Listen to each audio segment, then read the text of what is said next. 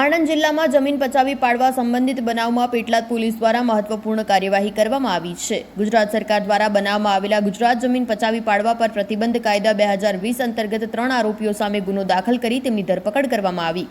ફરિયાદી રાજેશભાઈ પટેલ દ્વારા ઓનલાઈન અરજી કરવામાં આવી હતી। અરજીમાં તેમણે જણાવ્યું હતું કે પેટલાદ સિટી ખાતે આવેલી તેમની મિલકત ઉપર 3 શખ્સોએ ગેરકાયદેસર કબજો જમાવ્યો છે। અરજીની તપાસ નાયબ કલેક્ટર અને નાયબ પોલીસ અધિક્ષક દ્વારા કરવામાં આવી હતી। તપાસમાં ફરિયાદીની મિલકત ઉપર આરોપીઓએ ગેરકાયદેસર કબજો જમાવ્યો હોવાનું જણાતા મામલો લેન્ડ એન્ડ ગ્રેબિંગ સમિતિ અધ્યક્ષ દ્વારા રજૂ કરવામાં આવ્યો હતો, જેમાં જમીન પચાવી પાડવાના આક્ષેપો સાચા ઠરતા આરોપીઓ નવધણભાઈ ગાંડાભાઈ તળપદા, હર્ષદભાઈ નવધણભાઈ તળપદા, જીતેશભાઈ નવધણભાઈ તળપદા વિરુદ્ધ ગુનો દાખલ કરવાનો આદેશ આપવામાં આવ્યો હતો। આ તપાસ અને ધરપકડ નાયબ પોલીસ અધિક્ષક પી.કે. દિયોરાની સૂચનાથી હાથ ધરાઈ હતી। પકડાયેલા ત્રણેય આરોપીઓ સામે કાયદેસરની કાર્યવાહી ચાલુ છે।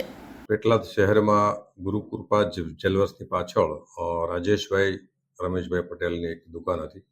તેમના ભાડુઆત કરાર પૂરો થયા પછી ભાડુઆત ખાલી નહીં કરતા હોય કલેક્ટર શ્રી આણંદ તરફ લેન્ડ ગ્રેબિંગની અરજી કરેલી। એના આધારે એસડીપીઓ પેટલાદ અને એસડીએમ કલેક્ટરની જે તપાસ થતી હોય છે એના આધારે ફરિયાદ દાખલ કરેલી છે કલેક્ટરશ્રીના હુકમ મુજબ। એમાં આરોપી નવગણભાઈ ગાંડાભાઈ, જીતેશ તથા હર્ષદ આ ત્રણેયને એરેસ્ટ કરવામાં આવ્યા છે।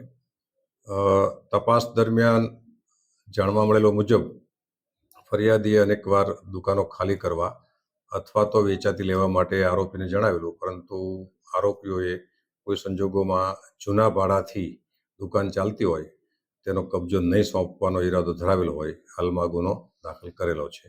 આવી જ સતત અપડેટ માટે અર્બન ગુજરાતની યુટ્યુબ ચેનલને સબસ્ક્રાઇબ કરતા રહો।